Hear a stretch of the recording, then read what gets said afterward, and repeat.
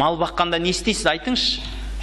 Жемін бересіз, қорасын тазалайсыз, еркек ұрғашысын бір-біріне қосып тұрасыз, төлін ажыратып тұрасыз, уақытымен сауып тұрасыз. Сол ғой малды бағу деген осылай болады, дұрыс па? Көп адам баласында дәл осылай бағады ғой. Тура қойға қалай қарайды, баласына солай қарайды. Мектептегі оқып атқан сабағын қарамайды.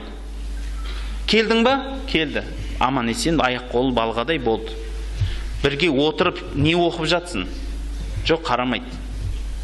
Бір. Екіншіден, кіммен араласып жүр?